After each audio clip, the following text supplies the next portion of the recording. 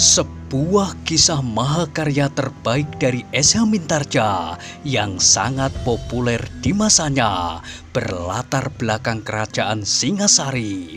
Dengan bangga kami persembahkan kepada sahabat Permata TV tercinta semuanya dengan judul Kisah Pelangi di Langit Singasari. Pada kesempatan yang sangat baik ini, kita masuk pada episode yang ke-118. Selamat menikmati. Pada episode sebelumnya telah diceritakan, dari hari ke hari, maka kedua orang itu menjadi semakin sembuh. Tubuh-tubuh mereka kembali menjadi sehat dan kuat seperti pada saat kuda sempana pertama kali melihatnya. Setiap kali kuda sempana melihat keduanya menguji tubuh masing-masing, sehingga pada suatu hari Kepu Sindet berkata kepada kuda sempana, "Kami telah memiliki keadaan tubuh kami seperti semula. Kami telah sehat kembali, seperti pada saat gurumu belum melukai kami dengan curang. Sebentar lagi kami akan menjadi siap melakukan pekerjaan yang kau percayakan kepada kami." Kuda sempana masih saja diliputi oleh kebimbangan dan bahkan kebingungan.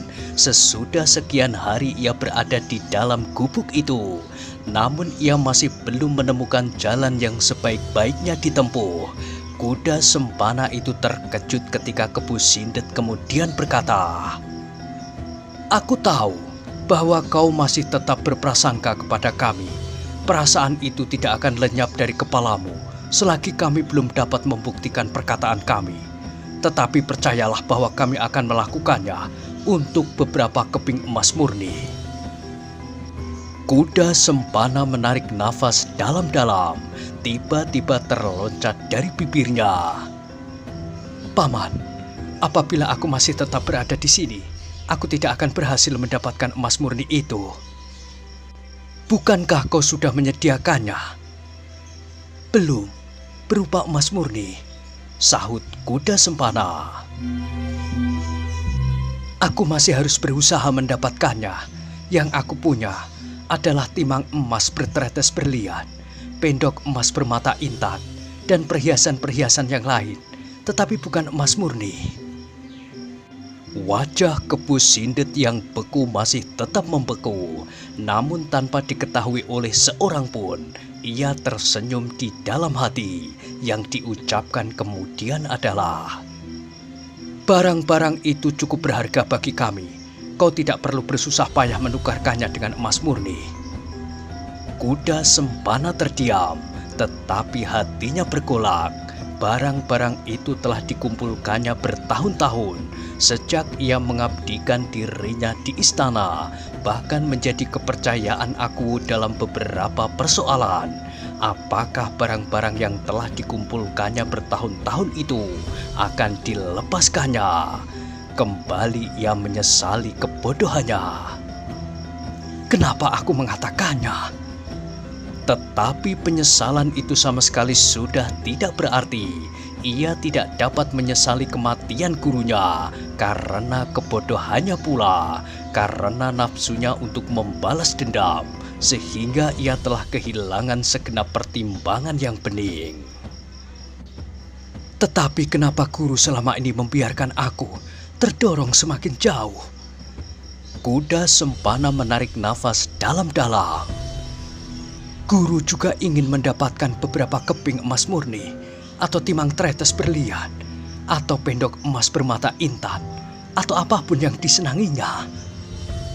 Kembali kuda sempana terkejut ketika Kepu Sindet berkata, "Memang kepuasan amat mahal harganya, tetapi jangan takut, aku tidak serakus gurumu. Aku hanya akan menerima sebagian menurut keikhlasanmu. Aku tidak akan menyebut berapa banyak yang aku kehendaki." Kuda sempana menarik alisnya, tetapi ia tidak percaya akan kata-kata itu. Namun demikian ia menjawab, "Terima kasih Paman. Kapan Paman memberi kesempatan kepadaku untuk mengambil barang-barang itu?"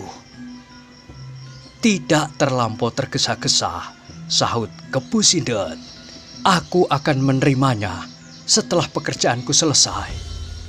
Kembali kuda Sempana terdiam dan kembali ia harus memutar otaknya untuk memecahkan jalan keluar dari tempat yang menyesakkan nafasnya ini.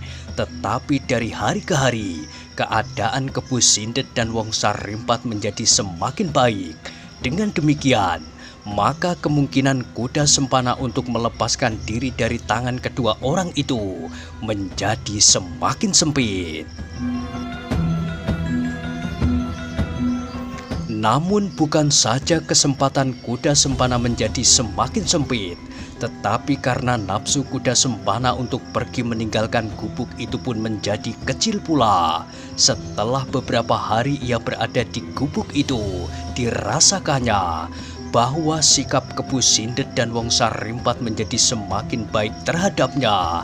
Bahkan setelah orang itu menjadi sembuh sama sekali, kuda Sempana sering dibawanya berburu di lereng Bukit Gundul itu, di dalam hutan-hutan yang tidak begitu lebat dan di padang-padang ilalang. Kuda Sempana pun selalu berusaha untuk tidak menumbuhkan kecurigaan kepada kedua orang itu. Semula anak muda itu berhasil berpura-pura menerima tawaran Kepu Sindet dan Wong Sarimpat itu. Namun kemudian batinnya benar-benar terpengaruh oleh keadaan yang dialaminya. Bahkan kemudian Kepu Sindet dan Wong Sarimpat itu pun bersedia memberinya sedikit ilmu. Ilmu yang dimiliki oleh Kepu Sindet dan Wong Sarimpat, ilmu yang agak berbeda dengan ilmu yang diterimanya dari gurunya, Empu Soto. Namun dengan pertolongan kedua orang itu, kuda Sempana berhasil mencoba mencernakannya, menyusun jenis-jenis ilmu yang berbeda itu dalam tata gerak yang serasi, yang dengan sendiri dapat menambah sedikit kemampuannya bertempur. Hal inilah yang semula sama sekali tidak diduganya. Ternyata kedua orang itu bersikap baik kepadanya, bahkan terlalu baik. Lambat laun maka kuda Sempana itu hampir melupakan gurunya sendiri. Dalam beberapa hari, seakan-akan ia telah menemukan guru yang baru. Ketika kemudian Kepu Sindet dan Wong Sarimpat telah benar-benar sembuh dan telah memiliki kekuatannya kembali seperti sedia kala, maka berkatalah Kepu Sindet kepada kuda Sempana, "Kuda Sempana, aku dan pamanmu Wong Sarimpat telah berhasil menyembuhkan luka-luka di dalam tubuh kami. Sebaiknya kami segera melakukan penangkapan itu, menangkap Mahesa Agni." Dada kuda Sempana terasa berdesir mendengar rencana itu. Setelah sekian lama ia tinggal di dalam gubuk itu, maka nafsunya untuk melakukan pembalasan telah menjadi semakin berkurang. Tetapi ia tidak dapat menolaknya. Kehadirannya kemari adalah karena dendam itu, dan ia mencoba membakar kembali dadanya dengan dendam yang hampir padam. Karena itu, maka dijawabnya, "Baik Paman, aku bergembira bahwa Paman akan melakukannya. Semakin cepat semakin baik.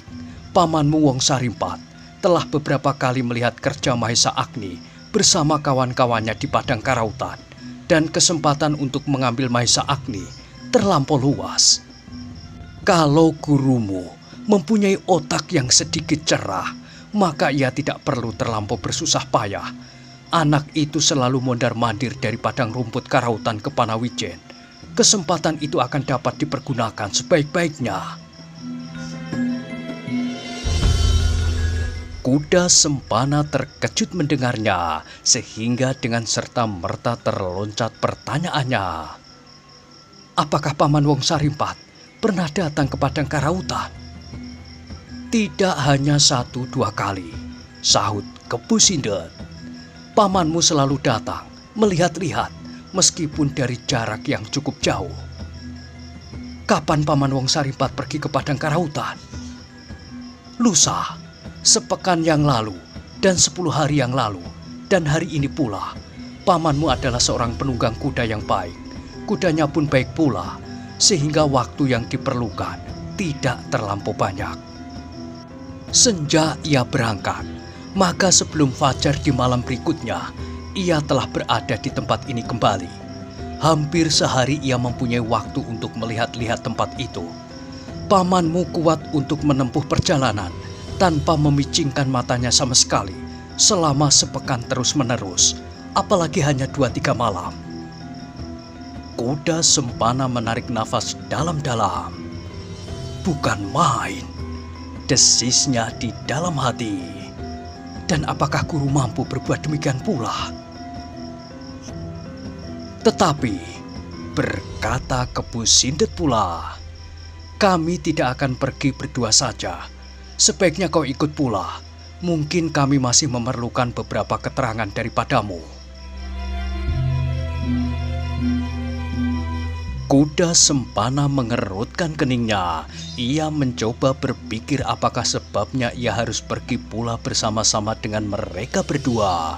Tetapi jawaban yang diketemukan adalah seperti yang dengan terus terang telah dikatakan oleh Kebu Sindet, bahwa mungkin kedua orang itu masih memerlukan beberapa keterangan daripadanya. Karena itu maka jawabnya, baiklah paman, apabila paman masih memerlukan aku.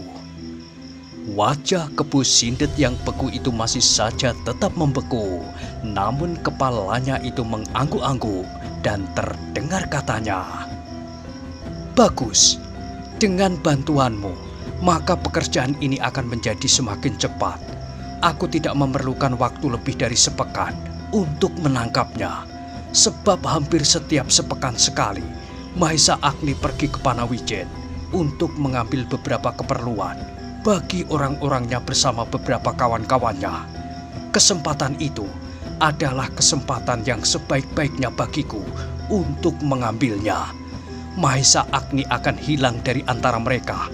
Bendungan itu akan gagal, sebab orang-orang Panawijen pasti akan kehilangan nafsu dan gairah untuk melanjutkannya.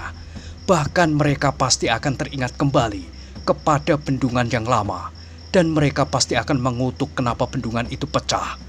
Orang-orang Panawijen akan menjadi putus asa dan pergi berpencaran mencari hidup mereka masing-masing. Nah, keadaan itulah yang harus dilihat oleh Mahesa Agni. Karena itu, ia harus tertangkap hidup-hidup. Orang itu harus disimpan di tempat ini beberapa lama untuk merasakan kepahitan hidupnya. Mungkin ia tidak memikirkan nasibnya sendiri, tetapi kegagalannya pasti akan menyiksanya, menyiksa perasaannya. Sedang kau akan mendapatkan kesempatan untuk menyiksa tubuhnya. Bukankah kepahitan hidup yang kau alami sekarang ini bersumber pada perbuatan Mahesa Agni itu, menurut katamu sendiri? Kuda Sempana mengangguk-anggukkan kepalanya. Kata-kata Kebu Sindet itu memang dapat mengungkat kembali dendamnya yang sudah menjadi hambar. Apalagi ia sendiri memang berusaha untuk menyalakan dendam itu. Bahkan kemudian seakan-akan terbayang kembali apa yang pernah terjadi atas dirinya sejak ia menemui Ken Dedes di bawah bendungan. Ketika gadis itu sedang mencuci pakaian, kegagalannya yang pertama itu telah mendorongnya ke dalam kegagalan-kegagalan yang terus-menerus, dan semuanya itu adalah karena Mahesa Agni. Tiba-tiba kuda Sempana itu menggertakkan giginya. Di dalam hati ia menggeram. Aku tidak peduli apa yang kelak akan terjadi atas diriku atau atas Mahesa Agni apabila ia telah ditangkap oleh Kebu Sindet dan Wong Sarimpat yang gila ini. Tetapi aku harus sempat melepaskan dendamku. Seandainya aku pun akan dibunuh oleh kedua orang ini dan dimasukkan ke dalam gua itu, maka aku akan mati dengan tenang karena dendamku telah terlepaskan. Apalagi kalau benar kata mereka bahwa mereka hanya memerlukan beberapa macam perhiasan daripadaku. Kuda Sempana itu pun kemudian tersenyum di dalam hati. Ia tidak mau lagi mempersulit otaknya sendiri. Dijalani hidup ini, di saat ini, Apa yang akan terjadi besok adalah persoalan besok.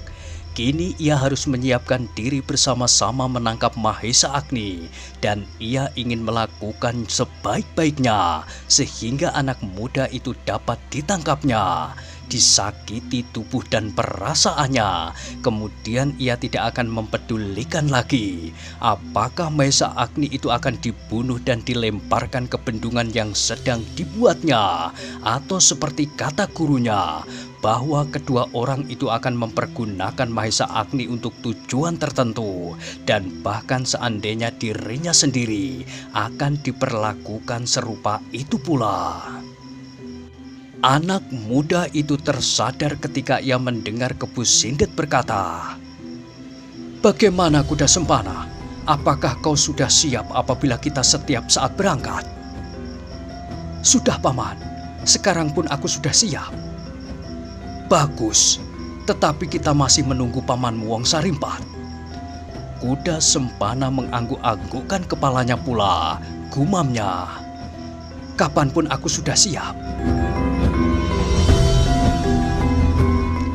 Dalam pada itu, di padang karautan Mahesa Agni berada di antara kawan-kawannya dan hampir semua laki-laki Panawijen bekerja memeras tenaga membuat bendungan yang akan dapat memberi harapan bagi kelangsungan hidup mereka dan anak cucu mereka dalam satu lingkungan. Apabila bendungan itu siap, maka mereka tidak harus bercerai-berai mencari hidup masing-masing. Mereka masih akan tetap berada dalam satu lingkungan yang telah berpuluh tahun mereka jalani, sehingga mereka merasa bahwa setiap orang Panawijen adalah keluarga mereka sendiri. Tidak ubahnya keluarga sesaluran darah, tetapi kerja itu adalah kerja yang terlampau berat. Bendungan dan saluran-saluran air, apa yang mereka kerjakan selama ini barulah sebagian kecil dari kerja mereka keseluruhan. Mereka belum dapat membayangkan kapankah kerja mereka itu akan dapat selesai. Sebulan lagi, 2 bulan, 3 bulan, ataukah 1 tahun.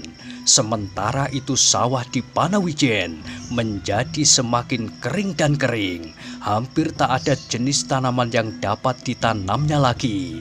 Ubi kayu menjadi semakin kurus dan jagung tidak dapat tumbuh melampaui tinggi anak-anak yang baru dapat berdiri. Sedangkan setiap orang harus memeras keringat di panas terik padang karautan. Mereka mulai bekerja sejak matahari terbit dan mereka baru meletakkan alat-alat mereka apabila matahari jauh turun di kaki langit. Namun kerja itu seolah-olah hampir tidak bertambah-tambah. Setiap hari mereka harus memecah batu-batu, memasukkan ke dalam berunjung-berunjung bambu dan menimbunnya di dasar sungai. Tetapi berunjung-berunjung bambu yang berisi batu-batu itu seolah-olah lenyap saja ditelan pasir di dasar sungai itu. Apalagi saluran-saluran yang mereka rencanakan. Mereka sempat menanam patok-patok bambu dan tali-tali yang harus mereka pancangkan untuk membuat garis-garis parit yang akan mereka gali. Tetapi selebihnya belum sama sekali. Belum ada 100 langkah tanah yang sudah sempat mereka cangkul.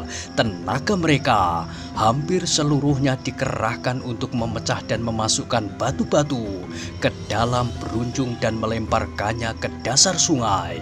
Beberapa orang telah menjadi cemas akan persediaan lumbung-lumbung mereka. Lumbung-lumbung itu telah menjadi semakin tipis. Tanaman Palawijen agaknya terlampau sedikit.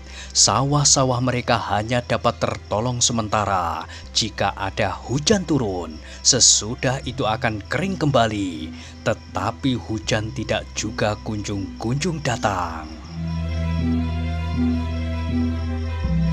Namun mereka pun tidak dapat mengharap hujan segera datang. Dengan demikian air sungai akan bertambah besar dan bendungan yang belum siap itu pun akan terancam bahaya. Orang-orang tua mulai mencemaskan keadaan itu. Baiklah satu dua di antara mereka telah saling berbicara sesamanya apabila malam yang kelam menyelubungi padang rumput yang luas itu. Maka mulailah terdengar satu dua orang mengeluh karena lelah dan mengeluh karena harapan yang mereka panjangkan bersama patok-patok bambu itu agaknya masih terlampau jauh. Dari hari ke hari maka keluhan itu pun menjalar semakin luas dari mulut orang-orang tua yang merasa bahwa umurnya tidak akan lebih panjang dari kerja membuka tanah itu, merayap kepada mereka yang lebih muda, kepada mereka yang sudah setengah umur, kemudian merembet lagi kepada yang lebih muda pula, kepada bapak-bapak yang baru beranak satu dua orang. Akhirnya keluh kesah itu sampai pula kepada anak-anak mudanya. Tetapi mereka masih juga bekerja di siang hari. Mereka masih juga mulai sejak matahari terbit dan selesai menjelang matahari bertengger di punggung bukit. Tetapi di malam hari mereka tidak lagi berdendang dan bersenandung. Tidak lagi terdengar suara seruling dan gelak tertawa. Di malam hari, mereka saling berbisik di antara mereka. Punggung yang sakit, pundak yang luka dan kaki yang bengkak. Keluh kesah itu akhirnya terdengar oleh Ki Buyut Panawijen. Orang tua itu menjadi berdebar-debar kalau orang-orangnya nanti menjadi jemu sebelum bendungan itu siap, maka pekerjaan yang mengandung harapan itu akan terbengkalai seperti harapan mereka yang akan terbengkalai juga. Ki Buyutlah orang yang akan menjadi paling bersedih hati di samping Mahesa Agni apabila mereka terpaksa berpisah, bercerai-berai, mengungsikan hidup masing-masing ke padukuhan-padukuhan yang masih dapat menerima mereka. Angger Mahesa Agni harus segera mengetahuinya pula, berkata orang tua itu di dalam hatinya. Tetapi aku harus berhati-hati mengatakan persoalan ini. Jangan sampai anak yang baik itu tersinggung hatinya. Ia telah bekerja melampaui orang lain, dan karena itu, maka ia akan dapat menjadi sangat kecewa mendengar keluh kesah ini. Tetapi keluhan itu menjalar semakin lama menjadi semakin luas dan Ki Buyut Panawijen menjadi semakin cemas. Lebih baik ia sendiri menyampaikannya kepada Mahesa Agni daripada anak itu pada suatu ketika mendengar langsung dari orang-orangnya sehingga akan menimbulkan bekas yang dalam di hatinya. Maka ketika matahari telah terbenam dan ketika orang-orang Panawijen sudah beristirahat sambil memijit-mijit kaki-kaki mereka yang lelah, maka Ki Buyut Panawijen berjalan di antara mereka mencari Mahesa Agni. Apakah kau sudah tidur, Ngger?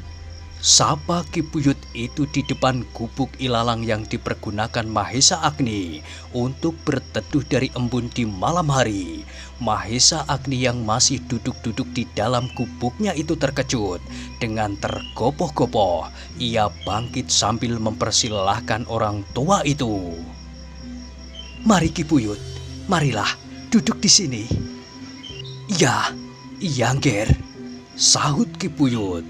Kemudian mereka pun duduk di atas sehelai tikar yang dibentangkan di atas setumpuk rumput-rumput kering. Ki Buyut Panawijen, Mahesa Agni, dan Paman Mahesa Agni yang masih saja berada di padang karautan, Empu Gandring. Setelah percakapan mereka melingkar-lingkar dari satu soal ke soal lain, maka dengan dada berdebar-debar, Ki Buyut ingin menyampaikan keperluannya kepada Mahesa Agni. Tetapi ketika ia melihat wajah anak muda itu, maka hatinya menjadi ragu. Wajah itu memancarkan penuh harapan bahwa suatu saat mereka akan dapat berdiri di sisi sungai itu sambil memandangi bendungan mereka yang telah dapat menaikkan air ke parit-parit yang memanjang membelah padang yang kering. Mahesa Agni agaknya terlampau yakin bahwa kerjanya akan berhasil. Tetapi kalau ia tidak menyampaikan pendengarannya tentang keluh kesah yang semakin merata itu, maka apabila Mahesa Agni mendengarnya kelak, apabila kejemuan itu benar-benar telah mencekam segenap orang-orang yang mengerjakan bendungan ini, alangkah parahnya hati anak muda itu, alangkah kecewanya, seolah-olah rakyat Panawijen sama sekali tidak mengenal terima kasih atas segala jerih payahnya. Setelah dipertimbangkannya masak-masak dan setelah dipikirkannya berulang kali, maka dengan ragu-ragu akhirnya Ki Buyut itu pun berkata, "Angger, bagaimanakah dengan bendungan kita?" Mahesa Agni memandangi wajah Ki Buyut Panawijen dengan sorot mata yang aneh. Pertanyaan Ki Buyut itu telah mengherankan Mahesa Agni sehingga anak muda itu ganti bertanya, "Bagaimana maksud Ki Buyut?" Ki Buyut menjadi semakin bimbang. "Maksudku, apakah tidak ada kesulitan apa-apa?" Mahesa Agni menjadi semakin heran. Jawabnya, "Seperti yang Ki Buyut saksikan, bukankah pembuatan bendungan itu berjalan lancar? Bukankah orang-orang Panawijen telah berjuang dengan sekuat-kuat tenaga mereka tanpa menghiraukan panas, lelah dan jemuh?" Ki Buyut menarik nafas dalam-dalam. Jalan yang sudah mulai dibukanya itu seolah-olah kini telah tertutup rapat kembali. Apakah ia akan sampai hati mengatakan kepada Mahesa Agni bahwa orang-orang Panawijen itu kini telah mulai berkeluh kesah tentang panas terik yang membakar punggung mereka, tentang lelah yang menjalar ke segenap otot baju dan tentang kejemuan yang mulai mencekam perasaan. Ki Buyut itu pun menjadi termangu-mangu, sehingga karena itu maka ia pun terdiam. Ia telah kehilangan cara yang sebaik-baiknya untuk dapat ditempuh. Bahkan orang tua itu menjadi semakin bingung ketika Mahesa Agni kemudian berkata, "Ki Buyut, aku mengharap bahwa kita akan dapat bekerja lebih keras lagi. Kita harus menyelesaikan bendungan itu sebelum hujan turun di musim basah yang akan datang. Apabila kemudian air naik dan ternyata bendungan kita belum sempurna, sehingga masih berbahaya apabila banjir sekali-kali datang, maka kita masih harus bekerja lagi menyempurnakan bendungan itu. Namun setelah itu, kita akan menikmati hasilnya. Padang itu akan menjadi tanah persawahan yang subur dan seluas-luas kita kehendaki. Sawah kita akan tidak terbatas. Sebesar tenaga dapat kita berikan, seluas itu tanah yang akan kita garap." Iya. Orang tua itu mengangguk-anggukkan kepalanya. Sejenak kemudian, mereka berdiam diri. Empu Gandring duduk terkantuk-kantuk di sudut gubuk itu sambil memeluk lututnya, seakan-akan ia sama sekali tidak mendengarkan percakapan kemenakannya dengan Ki Buyut itu. Namun sebenarnya ia mendengar semuanya. Ia menangkap perasaan yang tidak wajar yang melontarkan dari percakapan itu, dari setiap kata-kata Ki Buyut Panawijen. Namun Empu Gandring itu tidak tahu apakah yang sebenarnya ingin dikatakan oleh Ki Buyut kepada kemenakannya itu. Ketika angin malam berhembus semakin keras, terasa dingin semakin dalam menghunjam ke dalam kulit.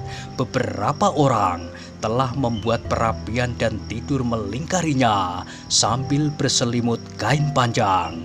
Di kejauhan terdengar suara burung hantu mengeluh seperti orang yang kelelahan. Ki Buyut Panawijen masih saja duduk terpekur. Ia masih mengharap bahwa ia akan menemukan cara untuk menyampaikan maksudnya. Tidak jauh dari gubuk itu, tampak api perapian menyala seperti melonjak-lonjak. Beberapa orang yang bertiduran di sekitarnya telah benar-benar menjadi lelap. Yang terdengar kemudian adalah dengkur yang bersahut-sahutan. Ki Buyut Panawijen masih saja berdiam diri. Mahesa Agni pun seolah-olah terbungkam. Dan di kejauhan, burung hantu masih saja mengeluh terputus-putus. Alangkah sulitnya, desah Ki Buyut di dalam hatinya. Bagaimana aku dapat mulai? Namun tiba-tiba perhatian mereka terlempar ke arah dua orang yang berjalan perlahan-lahan ke gubuk itu. Agaknya yang seorang memapah yang lain. Ki Buyut Panawijen, Mahesa Agni dan bahkan Empu Gandring yang terkantuk-kantuk itu pun terkejut. Dengan serta-merta mereka berdiri dan menyongsong kedua orang itu. Nah, bagaimanakah kisah selanjutnya? Silahkan ikuti terus kisah Pelangi di Langit Singasari pada episode berikutnya. Sampai jumpa.